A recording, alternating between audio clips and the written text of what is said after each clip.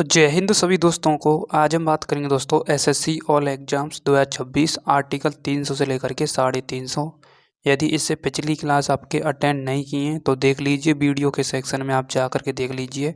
आज हम दोस्तों मेमोराइज एट वंस एक ही बार में याद करेंगे 350 से लेकर के 350 से 50 तक। मेरा मतलब 300 से 350 तक, 300 से 350 तक। ठीक है, तो आगे बात करते हैं दोस्तों। सेकंड स्लाइड आपकी आती है दोस्तों 300 आर्टिकल क्या कहता है। 300 आर्टिकल कहता है दोस्तों आपका वाद और मुकदमेबाजी 300 आर्टिकल में बताई गई है।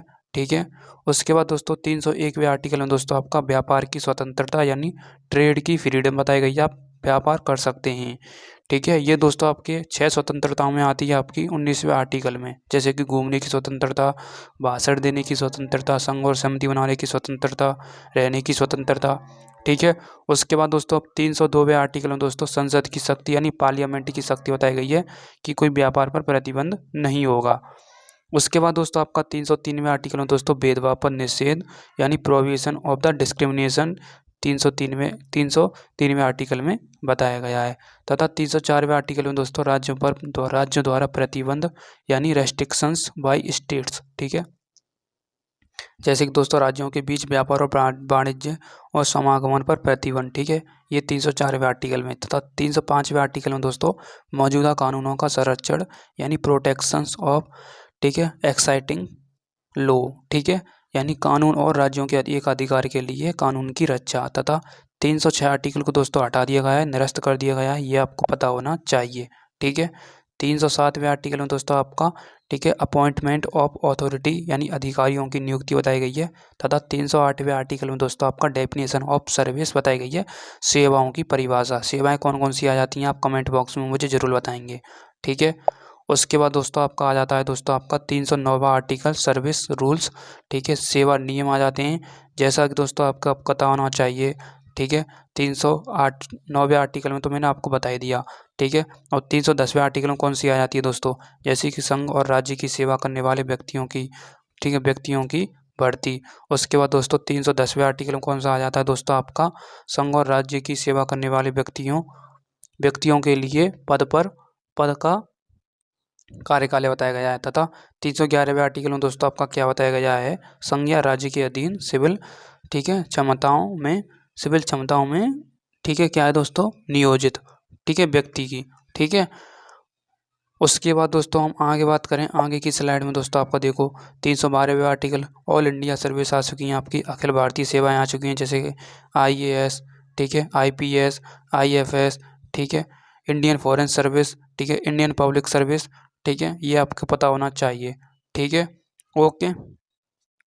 उसके बाद दोस्तों आपका नेक्स्ट आता है दोस्तों आपका इसी में IAS और IPS तो हमने कंप्लीट कर लिया।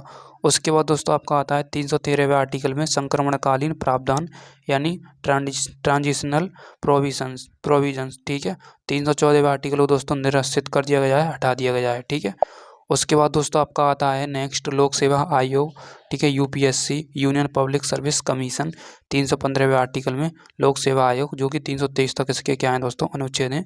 315 से लेकर के 323 तक इसके क्या है दोस्तों, अनुच्छेद हैं। ठीक है, ये आपको पता होना चाहिए। ओके, तो 315वें आर्टिकल में पब्लिक सर्विस कमीशन लोक सेवा आयोग, तथा 316वें आर्टिकल में अपॉइंटमेंट नियुक्ति बताई गई है, 317 में हटाना यानी रिमूवल बताया गया है। ठीक है, राष्ट्रपति के द्वारा हटाए जाते हैं, राष्ट्रपति के द्वारा इनकी नियुक्ति की जाती है। ठीक है, नेक्स्ट 300 हमने 11 आर्टिकल की बात कर ली, 17 की मिरातवल।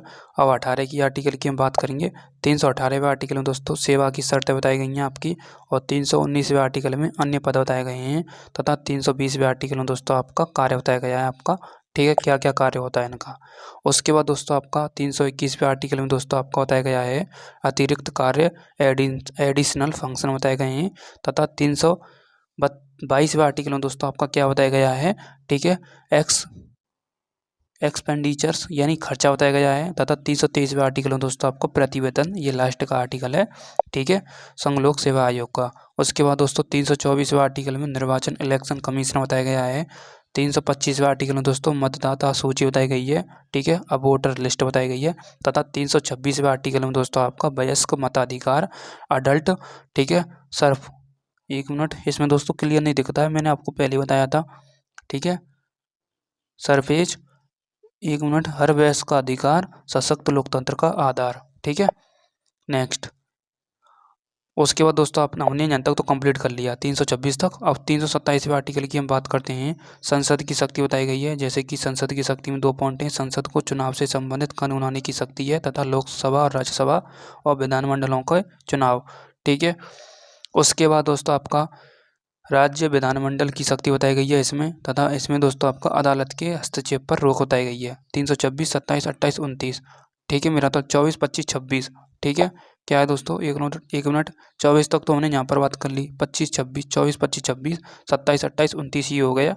अब दोस्तों आपका आता है नेक्स्ट आपका दोस्तों 30, 31, 32। 30वें आर्टिकल में दोस्तों आपका क्या बताया गया है, लोकसभा में अनुसूचित जाति और जनजाति आरक्षण यानी schedule caste and schedule tribe के बारे में बताया गया है। ठीक है, उसके बाद दोस्तों आपका आंग्ल भारतीय नामांकन, लोकसभा में आंग्ल भारतीय समुदाय के नामांकन पर निरस्त। उसके बाद दोस्तों आपका 332वें आर्टिकल में राज्य विधानसभा में आरक्षण बताया गया है। ठीक है, जैसे कि दोस्तों राज्य विधानसभा में अनुसूचित जातियों और अनुसूचित जनजातियों के लिए सीटों का आरक्षण बताया गया है। तथा दोस्तों 333वें आर्टिकल में दोस्तों आपका विधानसभा में एंग्लो इंडियन समुदाय का प्रतिनिधित्व बताया गया है, जैसे कि दोस्तों राज्य विधानसभाओं में प्रतिनिधित्व होता है इनका। ठीक है, उसके बाद 334वें आर्टिकल में आरक्षण की अवधि और उसकी समीक्षा बताई गई है। तथा 335वें आर्टिकल में दोस्तों सरकारी सेवाओं में SC ST यानी शेड्यूल कास्ट और शेड्यूल ट्राइब के दावों का विचार बताया गया है, जैसे कि सरकारी नियुक्तियों में समानता और दक्षता दी जाती है। उसके बाद दोस्तों आपका नेक्स्ट 336वें आर्टिकल में दोस्तों आपका एंग्लो इंडियन सर्विस बताई गई है आपकी। ठीक है, और 337वें आर्टिकल में दोस्तों एजुकेशनल गारंटीज बताई गई हैं। उसके 338वें आर्टिकल में नेशनल कमीशन यानी शेड्यूल कास्ट के बारे में बताया गया है, अनुसूचित जाति आयोग के बारे में बताया गया है। उसके बाद दोस्तों आपका नेक्स्ट आता है आपका 339वां आर्टिकल अनुसूचित क्षेत्र पर नियंत्रण, और 340वें आर्टिकल में दोस्तों आपका पिछड़ा वर्ग आयोग यानी बैकवर्ड क्लासेस कमीशन, और 341वें आर्टिकल में दोस्तों आपका अनुसूचित जातियाँ बताई गई हैं, जैसे कि दोस्तों राष्ट्रपति द्वारा घोषणा होती है। ठीक है, उसके बाद दोस्तों आपका संसद द्वारा सूची में संशोधन होता है, और सामाजिक उत्थान और अधिकार। ठीक है, ये पॉइंट बताए गए हैं। ठीक है, कल दोस्तों 14 अप्रैल थी, मेरा मतलब परसों। ठीक है, भीमराव अम्बेडकर जी का जन्म था। ये दोस्तों एक ऐसे व्यक्तित्व वाले इंसान थे जिन्होंने दोस्तों दलितों की पीड़ा को समझा, दलितों की पीड़ा को नहीं, सबको समान अधिकार दिए। ऐसे व्यक्ति दोस्तों जन्मों जन्मों युगों में एक ही मतलब बहुत कम मिलते हैं ऐसे इंसान। इनको दोस्तों दिल से नमन, जो कि दोस्तों संविधान सबसे ज़्यादा इनका ही दोस्तों ये योगदान रहा संविधान में। ठीक है, आज दोस्तों इनके द्वारा संविधान नहीं लिखा होता तो आज देश दोस्तों किस दिशा में होता। आज दोस्तों जिन्होंने संविधान लिखा है दोस्तों, उसी के हिसाब पर आज हमारा देश टिका हुआ है दोस्तों। ऐसे इंसान दोस्तों बहुत ही कम मिलते हैं दोस्तों, इनको नमन। ठीक है, और जितना बड़ मैं बोलूँगा उतने ही कम है इनके लिए। ठीक है, तो 14 अप्रैल को इनकी जयंती थी दोस्तों, इनका जन्म हुआ था 14 अप्रैल को। ठीक है, और कौन से राज्य में हुआ था वो आप मुझे कमेंट में ज़रूर बताएं। बट दोस्तों आज भी वही मानसिकता के शिकार हैं इंसान, तब भी नहीं सुधर रहे आज के टाइम। ठीक है, जाति धर्म, ये दोस्तों कब ख़त्म होगा जाति धर्म पता ही नहीं। नेक्स्ट 342वें आर्टिकल में दोस्तों शेड्यूल ट्राइब्स के बारे में, अनुसूचित जाति के बारे में, जनजाति के बारे में बताया गया है, जैसे कि दोस्तों आपका अनुसूचित जाति और राजभाषा। ठीक है, इसमें दोस्तों आपका ऑफिशियल लैंग्वेज बताई गई है राजभाषा आयोग, तथा इसमें दोस्तों आपका ऑफिशियल लैंग्वेज बताई गई है। इसमें दोस्तों ऑफिशियल लैंग्वेज कमीशन बताया गया है, राजभाषा आयोग बताया गया है। इसमें दोस्तों आपका ओनली राजभाषा बताई गई है, जैसे कि दोस्तों ठीक है इसमें लिखा हुआ है official language of the union in Hindi. उसके बाद स्क्रिप्ट इज देवनागरी। ठीक है, ये आपको पता होना चाहिए। ठीक है, उसके बाद दोस्तों आगे बात करें हम 345वें आर्टिकल पर स्टेट लैंग्वेज राज्य की परिभाषा, और 346वें आर्टिकल ऑफिशियल। ठीक है, कम्युनिकेशन लैंग्वेज। ठीक है, उसके बाद दोस्तों आपका कम्युनिकेशन संचार। ठीक है, उसके बाद दोस्तों आपका रिकॉर्डिंग, एक मिनट, रिकॉग्निशन ऑफ लैंग्वेज, ठीक है, स्पेशल लैंग्वेज बताई गई है इसमें 347वें आर्टिकल में, ठीक है। आपकी लास्ट स्लाइड बची है दोस्तों आपका इसमें 48, 49, 50 आर्टिकल 48 में दोस्तों आपका क्या बताया गया है, कोर्ट लैंग्वेज न्यायालय की भाषा बताई गई है, तथा 49वें में लैंग्वेज रेस्ट्रिक्शंस बताए गए हैं, ठीक है, तथा 50वें आर्टिकल में दोस्तों आपका शिकायत बताई गई है, ठीक है, कॉम्प्लेंट लैंग्वेज राइट यानी अधिकारों के खिलाफ, ठीक है। तो यही दोस्तों आज की क्लास थी, ठीक है। आज हमने यहाँ तक दोस्तों 350 आर्टिकल तक कंप्लीट कर लिए, ठीक है। आगे की क्लास 395 तक रहेगी और उसके बाद एक मैराथन क्लास लेकर के आऊँगा, ये ख़त्म हो जाएंगे जब हमारे, ठीक है, 50-50 के स्लॉट। तो क्लास कैसी लगी, 10 मिनट का शो ठीक है, 10 मिनट के शो में, ठीक है, मुझे कमेंट में आप ज़रूर बता करके जाना। Thank you.